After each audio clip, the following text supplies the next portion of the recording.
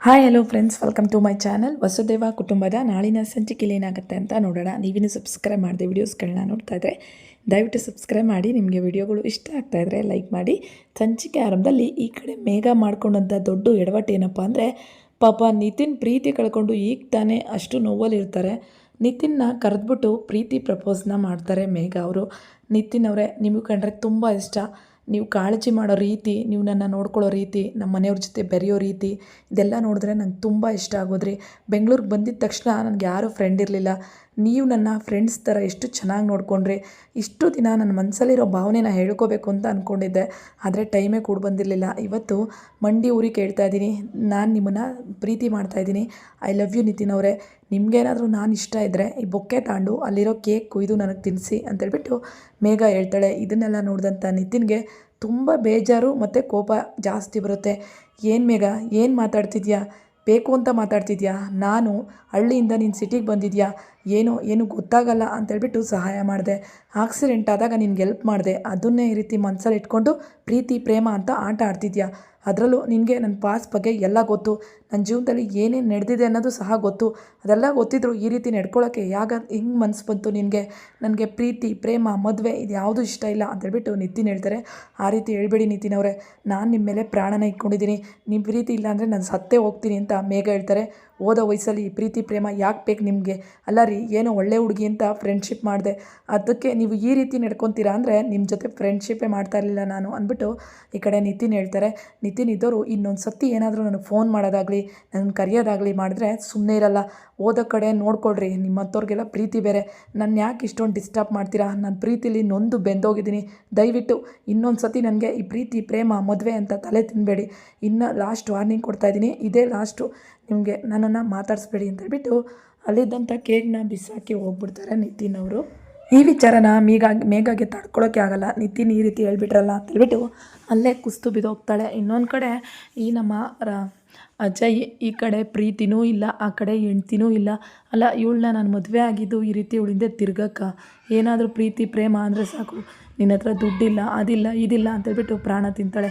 ನನಗೆ ಏನಪ್ಪ ಮಾಡಲಿ, ಎಲ್ಲೋಗಿ ಬಿಸ್ನೆಸ್ ಮಾಡಲಿ, ದುಡ್ಡಿದ್ರೆ ಮಾತ್ರ ನನ್ನ ಹತ್ರಕ್ಕೆ ಬರ್ತೀನಿ ಅಂತ ಅಂತಾಳೆ. ಇಲ್ಲ, ರಾಗಿಣಿನ ನಾನು ಏನಾದರೂ ಮಾಡಿ ನನ್ನ ಹತ್ರ ಬರ್ಸ್ಕೊಳ್ಲೇಬೇಕು. ನಾನು ದುಡ್ಡು ಸಂಪಾದನೆ ಮಾಡಲೇಬೇಕು. ಅದೇನಾದರೂ ಆಗೋಗ್ಬಿಡ್ಲಿ, ಇಲ್ಲ ಅಂದರೆ ಅವಳು ನನಗೆ ಪೂಜೆ ಮಾಡಾಕ್ಬಿಡ್ತಾಳೆ ಅಂತೇಳ್ಬಿಟ್ಟು ಅಜಯ್ ಸಹ ಏನು ಕೆಲಸ ಮಾಡಬೇಕು ಅಂತೇಳ್ಬಿಟ್ಟು ಹುಡ್ಕಾಡ್ತಾ ಇರ್ತಾನೆ. ಇನ್ನೂ ರಾಗಿಣಿ ಮನೇಲಿ ಕೂತ್ಕೊಂಡು ಫುಲ್ಲು ಟೆನ್ಷನಲ್ಲಿ ಒದ್ದಾಡ್ತಾ ಇರ್ತಾಳೆ. ಅಜಯ್ ಹತ್ರ ₹1 ಇಲ್ಲ. ಇಂಥವ್ನ ಕೈಲಿ ನಾನು ತಾಲಿ ಕಟ್ಸ್ಕೊಂಬಿಟ್ನ. ದೇವ್ರೆ, ನಾನು ವಂಶಿ ಸ್ವಾತಿ ಮುಂದೆ ಅವಮಾನ ಆಗೋಯ್ತು ನನಗೆ. ಇನ್ನೇನು ಮಾಡೋಕ್ಕಾಗಲ್ಲ. ನಾನು ಏನಾದರೂ ಮಾಡಿ ಈ ಅಜಯ್ ಹತ್ರ ದುಡ್ಡು ಬರೋ ಥರ ಮಾಡಲೇಬೇಕು. ಅದಕ್ಕೇನು ಮಾಡಬೇಕು? ಅಪ್ಪ ಬೇರೆ ಇಲ್ಲಿಲ್ಲ, ದುಡ್ಡು ಇಸ್ಕೊಳ್ಳೋಣ, ಬಿಸ್ನೆಸ್ ಮಾಡೋಣ ಅಂತ. ಆ ಸ್ವಾತಿ ಮುಂದೆ ಸೋತಂಗೆ ಆಗೋಯ್ತು ನಾನು.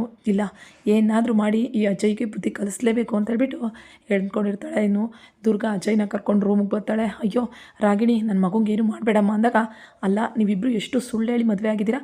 ₹1 ಇವನ ಅಕೌಂಟಲ್ಲಿಲ್ಲ, ದೊಡ್ಡ ಬಿಸ್ನೆಸ್ ಮ್ಯಾನ್ ಅಂತ ಸುಳ್ಳು ಮೇಲೆ ಸುಳ್ಳು ಹೇಳಿದ್ದೀರಾ ಅಂದ್ಬಿಟ್ಟು ಕೊಳಪಟ್ಟಿಗೆ ಕೈ ಹಾಕಿ, ಏ ಅಜಯ್, ನಿನ್ನನ್ನು ಮಾತ್ರ ನಾನು ಸುಮ್ಮನೆ ಬಿಡಲ್ಲ ಕಣೋ. ಯಾಕೆ ಸುಳ್ಳು ಹೇಳಿದೆ ಅಂತೇಳ್ಬಿಟ್ಟು ಫುಲ್ಲು ರುಬ್ಬಾಕ್ಬಿಡ್ತಾಳೆ ಅವನ್ನ. ಅಮ್ಮ ಬಿಡಿಸಮ್ಮ ಅಂತೇಳ್ಬಿಟ್ಟು ಅಜಯ್ ಒದ್ದಾಡ್ತಿರ್ತಾನೆ. ಅಯ್ಯೋ ಸೊಸೆ ಮುದ್ದು, ಹಂಗೆಲ್ಲ ಮಾಡಲೇಬೇಡ. ಅವನ ಹೆಸರಲ್ಲಿ ತುಂಬ ದುಡ್ಡಿದೆ, ಆದರೆ ಅಲ್ಲಿ ಇನ್ಕಮ್ ಟ್ಯಾಕ್ಸ್ ಅವ್ರ ಕಾಟ, ಅದಕ್ಕೆ ಬೇರೆಯವ್ರ ಹೆಸರಲ್ಲಿ ನಾವು ಹ್ಯಾಂಡ್ಲ್ ಮಾಡ್ತಾಯಿದ್ದೀವಿ. ಇವನ ಅಕೌಂಟಲ್ಲಿ ಯಾವುದೇ ರೀತಿ ದುಡ್ಡಿಲ್ಲ.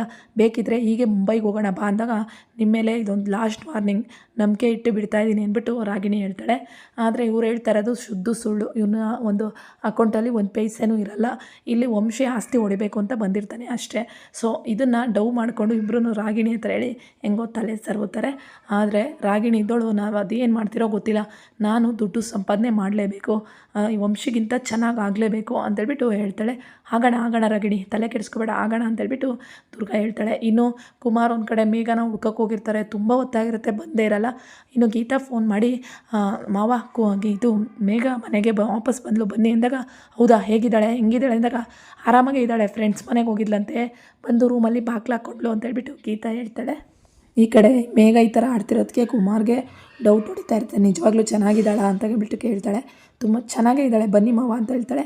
ಆದರೆ ಮೇಘ ಒಂದು ದೊಡ್ಡ ಎಡವಟ್ಟು ಮಾಡ್ಕೊಂಡಿರ್ತಾಳೆ. ಏನಪ್ಪ ಅದು ಅಂದರೆ ರೂಮ್ಗೆ ಡೋರ್ ಬಾಗಿಲು ಹಾಕ್ಕೊಂಡವಳು ಬೆಳಗ್ಗೆ ಆಗೋಷ್ಟರಲ್ಲಿ ಕೈನ ಕುಯ್ಕೊಂಬಿಟ್ಟಿರ್ತಾಳೆ. ಬ್ಲಡ್ ತುಂಬಾ ಹೋಗಿರುತ್ತೆ. ಪ್ರೀತಿ ಸಿಕ್ಕಲಿಲ್ಲ ಅಂತೇಳ್ಬಿಟ್ಟು ಸಾಯೋ ಪ್ರಯತ್ನ ಮಾಡಿರ್ತಾಳೆ ಮೇಘ. ಇದನ್ನು ನೋಡಿದಂಥ ಮನೆಯವ್ರಿಗೆ ಫುಲ್ ಶಾಕ್ ಆಗಿ ಹೋಗ್ಬಿಡುತ್ತೆ.